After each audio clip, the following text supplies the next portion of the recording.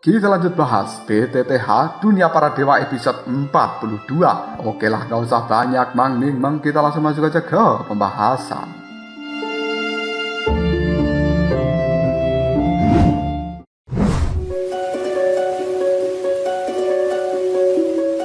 Zhou Yan kini bersama dengan Lei Shaolong mendatangi toko milik Tu Yaodan, dan kemudian Zhou Yan menanyakan tentang detail dari pil alkemis yang diketahui oleh Tu Yaodan ini. Tu Yaodan pada akhirnya berdiri dan kemudian dia mengambilkan beberapa botol giok yang di dalamnya berisi pil hasil dari alkemis, lalu duduk kembali yang kemudian mulai memberikan penjelasan kepada Zhou Yan. Saat ini di pasaran hanya ada beberapa jenis, di atas tingkat kedua dan di bawah tingkat kelima. Ini merupakan jenis obat untuk penyembuhan darurat. Ini merupakan pil penambah merah 2 warna dan juga pil penambah merah 3 warna yang masing-masing berada di tingkat kedua dan juga tingkat ketiga. Untuk yang tingkat kedua, harganya per obat itu adalah 1 koin tanda naga. Sementara yang berada di tingkat ketiga, harganya 5 koin tanda naga. Zhou Yan pun kemudian menanyakan, apakah ada perbedaan antara pil-pil ini dan juga pil penyembuhan?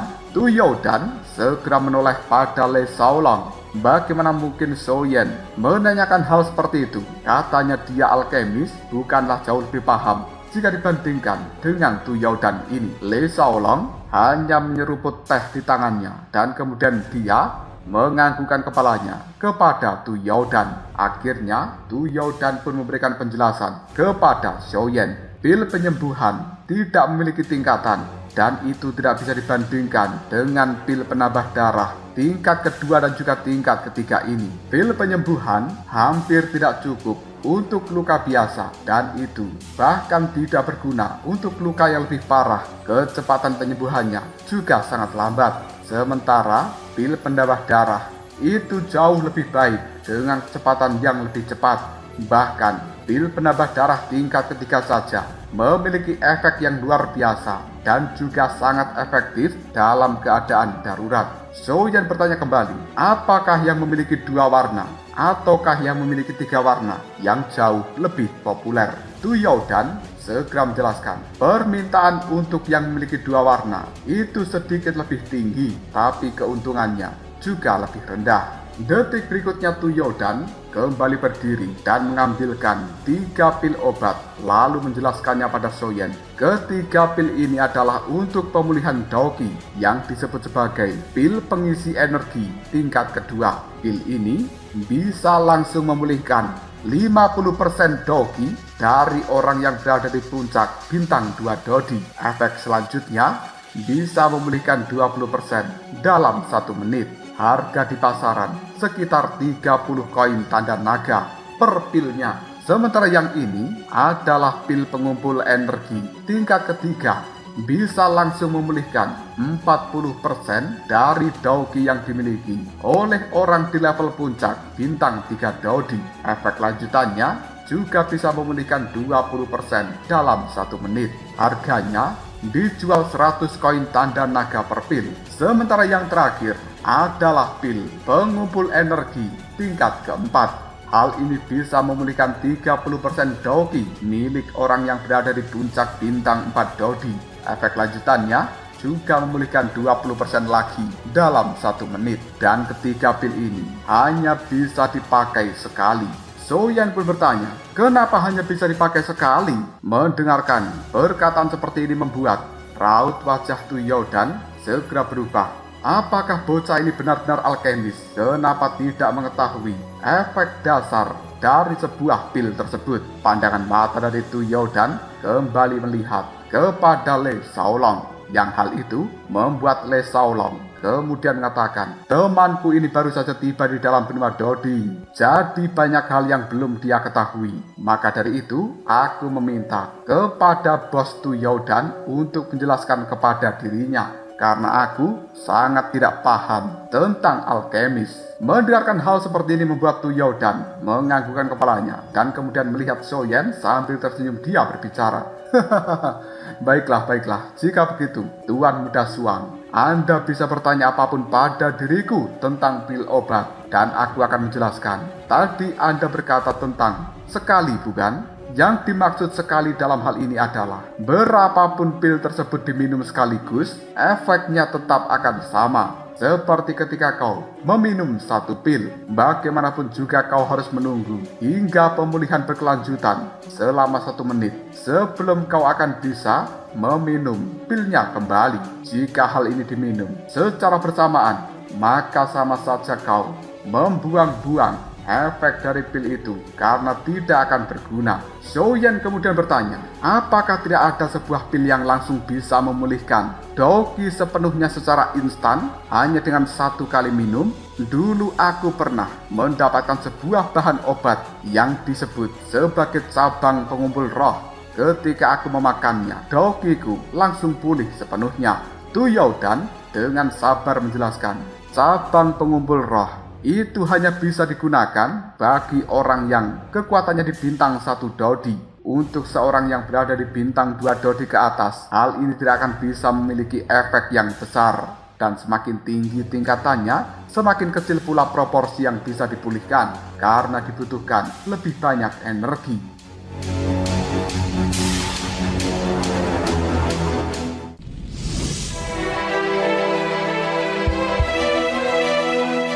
Xiaoyan pun bertanya kembali, ngomong-ngomong, jika ada pil obat atau ramuan yang bisa langsung memulihkan Doki secara penuh hanya dengan meminum 1 kali pil saja, berapa harganya? Le Shaolong yang sedang meminum tehnya ketika mendengarkan ucapan dari Xiaoyan langsung tersentak. Dia kaget dengan hal itu. Sementara bos Tu alias Tu Yaodan ini tidak memberikan sebuah reaksi khusus. Dia hanya tersenyum dan kemudian berkata, Tuan Suang, aku bahkan belum pernah mendengar ada sesuatu yang bisa memulihkan Doki sekaligus hanya dengan 1 kali minum pil obat. Xiaoyan tersenyum sambil mengatakan, aku hanya bertanya saja, jika memang ada hal seperti itu, kira-kira berapa harganya? Tu Yaodan menoleh pada Le Shaolong dan kemudian dia berkata, hal ini cukup sulit untuk dikatakan. Jika memang benar ada pil obat seperti itu, pasti kualitasnya juga tidak rendah, harganya bisa sangat tinggi. Mungkin orang biasa tidak akan pernah mampu membelinya. Soal harga, mungkin manajer Le Shaolong lebih mengetahui benda-benda tersebut daripada diriku. Manajer Le, jika seandainya pil obat seperti ini benar-benar ada di dalam dunia, kira-kira berapa harganya? Le Shaolong terdiam sejenak dan kemudian dia berkata di dalam hatinya, sepertinya ramalan dari presiden memang benar. Xiaoyan ini telah mendapatkan formula dari Kaisar Iblis Tua. Yang disebut sebagai Kaisar Iblis Tua adalah Kaisar Iblis King Xuantian. Le Shaolong tahu bila Xiaoyan adalah satu-satunya orang yang telah memasuki reruntuhan saat itu, dan dia bahkan juga telah menyerahkan token iblis darah kepada Kaisar Iblis yang baru.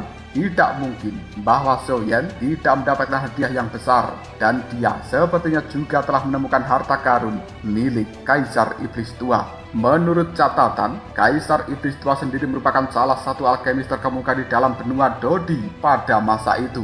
Dia memiliki sebuah kegemaran untuk mengumpulkan formula-formula dari pil obat yang langka serta rahasia, dan benda apapun yang dia incar dengan berbagai cara harus bisa didapatkan. Mengandalkan kekuatan ras iblis yang luar biasa pada saat itu, dia telah memaksa orang-orang untuk menyerahkan barang yang diinginkan Kaisar Iblis Tua ini, hingga akhirnya tindakan yang dilakukan ras iblis dianggap sebagai tindakan yang cukup keterlaluan.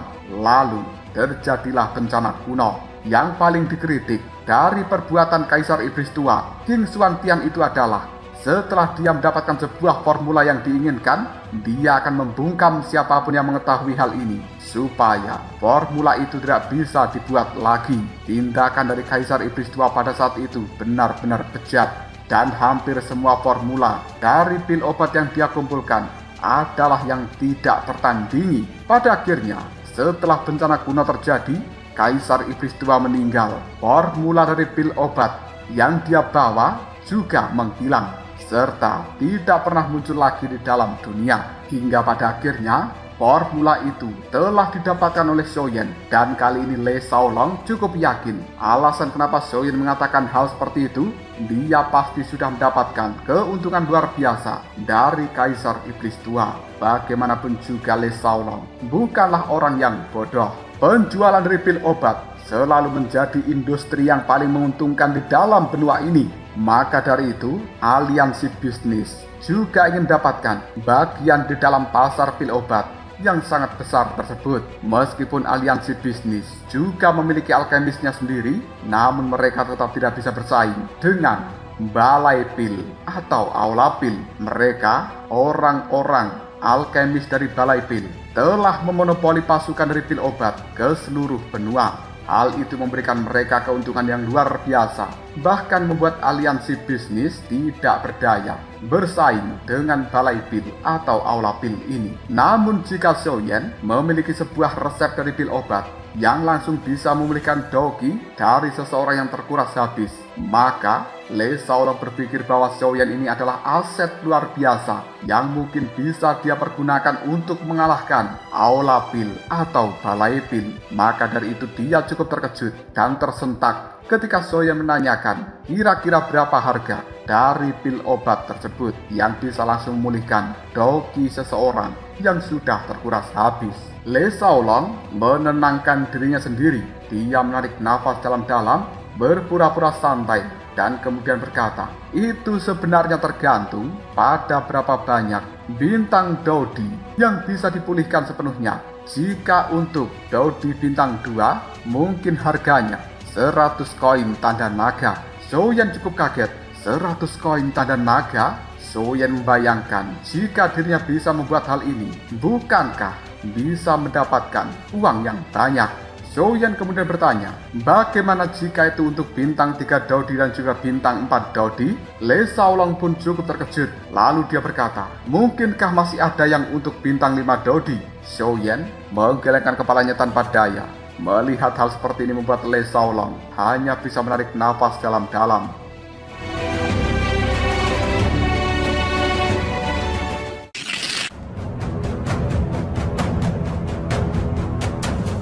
Namun pandangan mata dari Tu Yaodan cukup berbinar apabila pil obat ini benar-benar ada di dalam dunia. Bukankah itu sangatlah luar biasa? Apalagi harga untuk bintang 4 Dodi pasti sangatlah mahal. Le Shaolong kemudian mengatakan, sudah cukup mengesankan jika benda ini bisa langsung memulihkan dogi secara penuh bagi bintang 3 Dodi atau bintang 4 Dodi.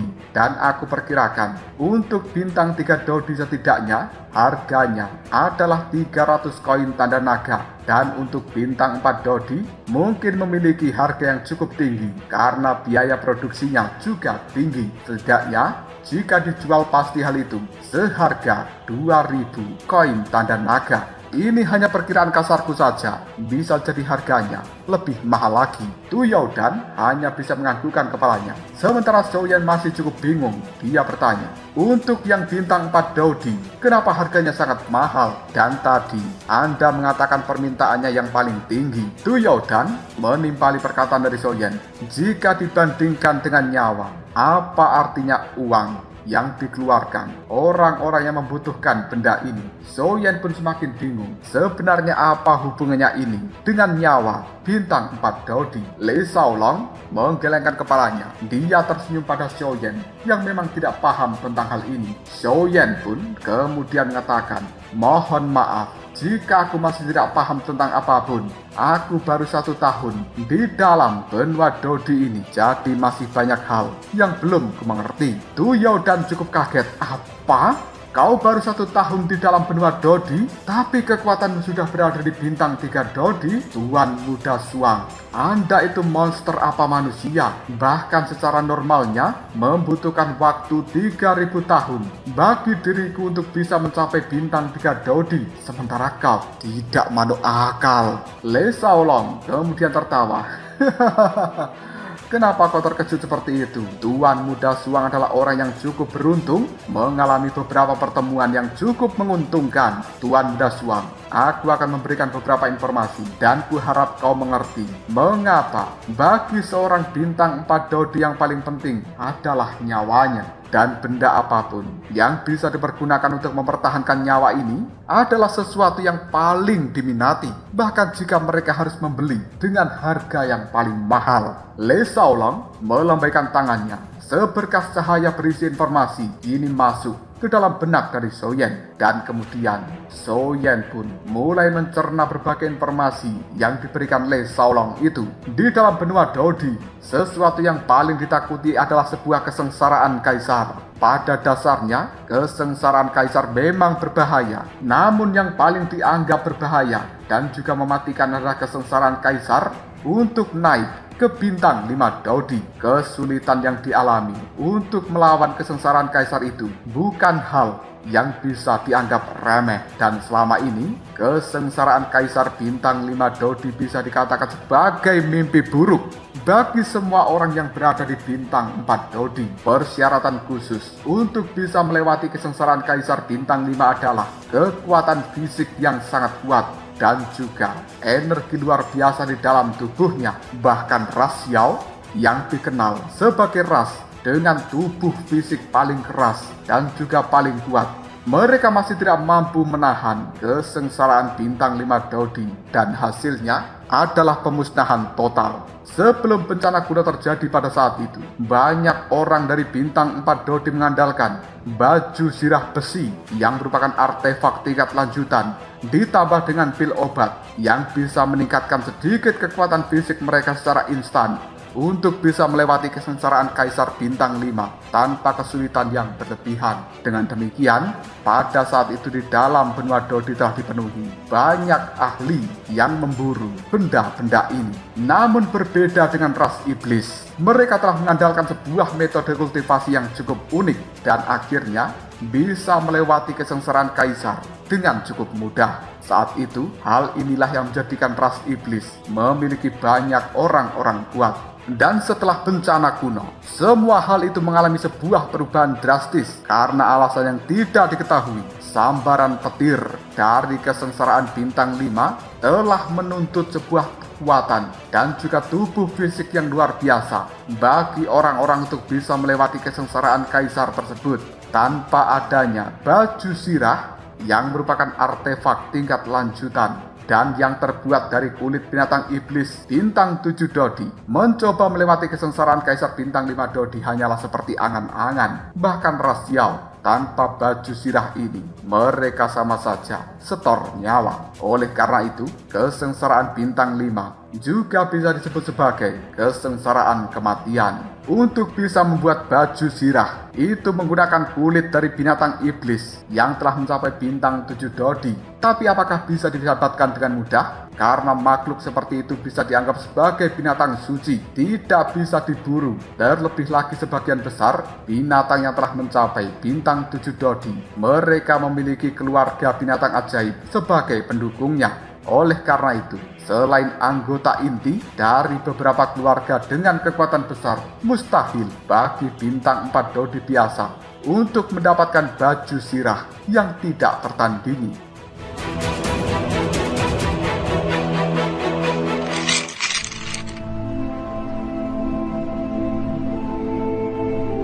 Dan yang paling menakutkan adalah bahwa kesengsaraan kaisar bintang 5 Dodi ini tidak akan pernah menghilang hanya karena kekuatan seseorang tidak mencapai level yang diinginkan. Saat seseorang tiba di dalam benua Dodi, bahkan jika mereka masih berada di bintang 1 Dodi, kesengsaraan kaisar bintang 5 tetap akan menimpa dirinya setelah 50.000 tahun. Hal inilah yang menyebabkan banyak orang di dalam benua ini menghentikan kultivasi mereka setelah mencapai tahap akhir atau tahap puncak bintang 4 Dodi. Kemudian mati-matian mencari uang, mencari berbagai hal yang bisa meningkatkan kekuatan fisik untuk bisa menghadapi binatang iblis level tinggi dan kemudian mendapatkan keberuntungan yang sulit didapatkan itu, berharap bisa melewati kesengsaraan kematian dari kesengsaraan kaisar bintang 5 tersebut. Namun kenyataan dalam kehidupan sangatlah kejam.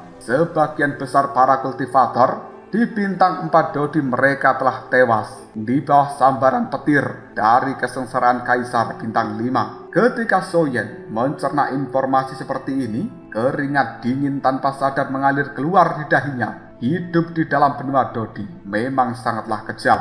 Tidak heran jika Le Saolong dan juga Tu Yodan mengatakan bahwa nyawa dari bintang 4 Dodi yang paling mahal jika dibandingkan dengan sejumlah uang. Apapun yang bisa membantu mereka melewati kesengsaraan Kaisar bintang 5 pasti akan diburu. Dan benda yang bisa memulihkan Dogi secara instan itu bisa dianggap penyelamat nyawa mereka ketika kritis. Soyen tiba-tiba saja teringat dengan pemimpin dari klan Xiao yaitu Xiao Yao. Alasan kenapa orang tua itu melakukan perjalanan keluar adalah supaya mendapatkan sesuatu yang mampu membuatnya melewati kesengsaraan bintang 5 Dodi. Melihat Xiaoyan telah membuka matanya, Le Saolong kemudian bertanya, apakah Anda sudah mengerti?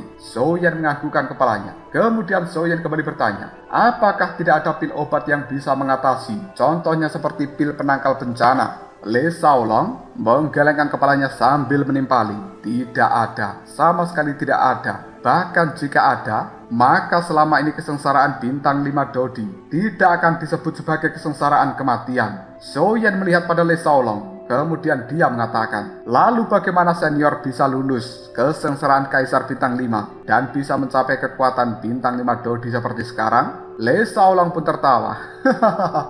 Semua ini adalah berkat dukungan dari aliansi bisnis dan juga apresiasi dari presiden yang memungkinkan bagi diriku mendapatkan baju sirah yang tidak tertandingi. Tanpa aliansi bisnis, aku tidak akan pernah bisa mencapai kekuatan yang sekarang. Soyen kemudian menghela nafas dan dia mengatakan kembali, seandainya ada pil obat yang bisa melemahkan kekuatan dari kesengsaraan Kaisar bintang 5 ini, aku penasaran berapa harganya. Soyen jelas teringat dengan pil hati ungu yang berada di dalam catatan gulungan pemberian dari King Xuantian. Hal itu memiliki efek bisa melemahkan kekuatan dari kesengsaraan petir bintang 5. Le Saolong melirik Xiaoyan dengan waspada dan kemudian dia mengatakan, jika memang ada, aku mungkin tidak akan pernah bisa memperkirakan berapa harganya. Xiaoyan cukup terkejut. Bahkan senior pun tidak bisa memperkirakan harga ini. Le Saolong kemudian menimpali, jika benda itu benar-benar ada, pasti kualitasnya tidak lemah. Dan bahan-bahan yang dibutuhkan juga merupakan premium paling langka. Kemungkinan besar mustahil untuk memurnikannya dalam jumlah yang besar.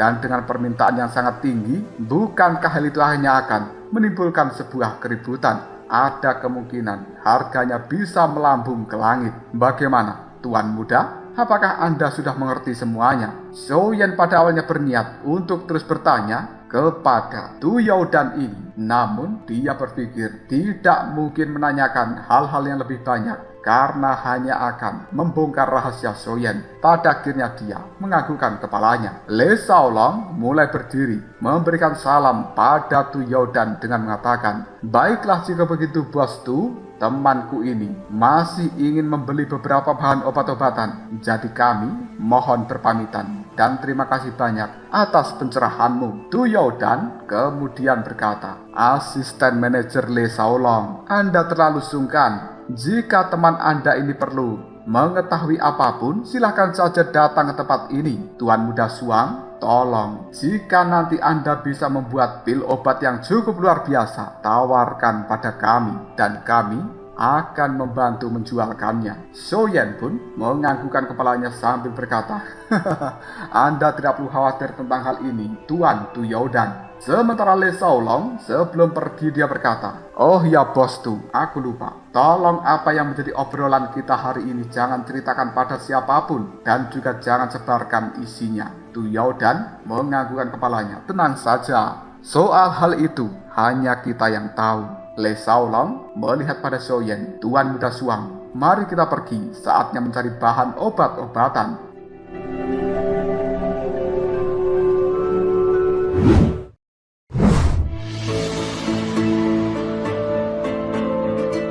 Mendengarkan hal seperti ini, Soyen tidak bergerak. Hal itu membuat Le Saolong kemudian mengatakan, Tuan Muda, apakah ada hal lain yang ingin Anda lakukan? Xiaoyan pun menganggukkan kepalanya dan kemudian dia berkata, "Aku sebenarnya tidak punya banyak uang dan aku tidak tahu harga bahan obat-obat yang perlu aku beli." Setelah mengatakan hal seperti ini, Xiaoyan melambaikan telapak tangannya dan sesuatu telah keluar dari dalam cincin penyimpanan. Itu adalah beberapa pil abadi, inti binatang iblis, bintang 1 Dodi, serta mayat dari gajah duri baja. Selain itu, juga ada setumpuk pil penyembuhan yang telah disempurnakan oleh Xiaoyan. Pada akhirnya, dia melihat pada Tu Yaodan sambil berkata, "Senior Tu, lihat berapa banyak barang ini ketika ditukar dengan koin tanda naga." Le Shaolong kemudian mengatakan, "Bos Tu, tetapkan harga seolah-olah akan dijual di jaringan sastra Piao Tian." Xiaoyan menggelengkan kepalanya. Tidak.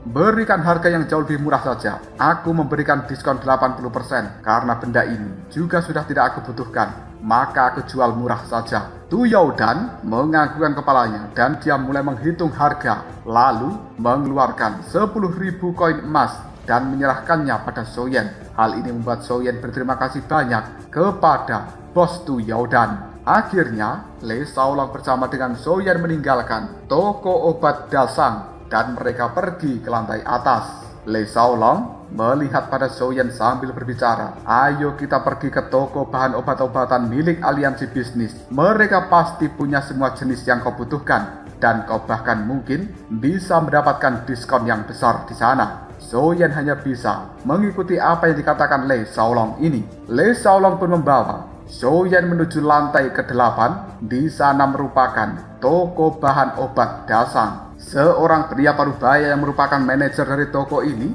ketika melihat Le Shaolong buru-buru berdiri memberikan hormat. "Asisten manajer Le, kenapa Anda datang sendiri? Jika Anda membutuhkan sesuatu, bisa mengirimkan seseorang saja." Le Shaolong pun menggelengkan kepalanya.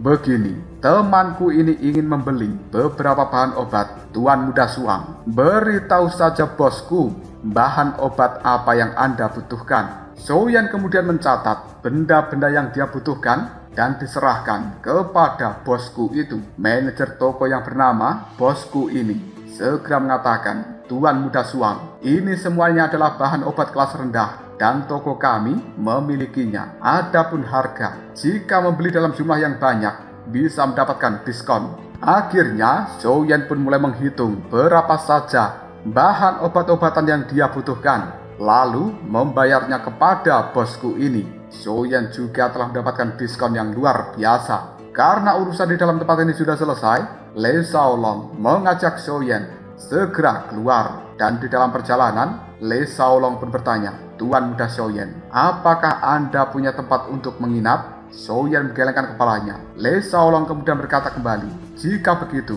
bagaimana jika Tuan Muda Xiaoyan menginap saja di dalam penginapan rumah lelang kami? Kondisinya sangat bagus, lingkungannya juga tenang, dan lokasinya dekat dengan pasar Taobao. Itu sangat cocok untuk kegiatan alkemis darimu." Xiaoyan hanya bisa menganggukkan kepalanya, dan Le Shaolong cukup senang dalam hal ini. Dia kemudian mengajak Xiaoyan melewati lubang cacing dan tiba di distrik aliansi bisnis. Segera setelah itu Le Shaolong membawa Xiaoyan menuju penginapan yang berada di sebelah rumah lelangnya. Setelah mengantarkan Xiaoyan ini, Le Shaolong pun mengatakan, "Tuan Muda Xiaoyan, silahkan Anda beristirahat dengan nyaman malam ini. Jika membutuhkan sesuatu yang Anda inginkan, datang saja ke rumah lelang dan cari diriku. Oh ya, jika Tuan Muda Xiaoyan tidak keberatan, mungkinkah Anda bersedia mempercayakan pil obat yang Anda buat kepada rumah lelang Dasang kami sebagai agen penjualannya?" Xiaoyan tersenyum sambil menganggukkan kepalanya. Bagaimanapun dia memiliki kesan yang baik kepada Le Shaolong ini, dan menjalin kerjasama dengan rumah lelang Dasang bukan hal yang salah. Mereka berdua saling membungkuk sebagai tanda perpisahan. Le Shaolong pun segera pergi dan Xiaoyan juga masuk ke dalam kamarnya lalu menutupnya rapat-rapat.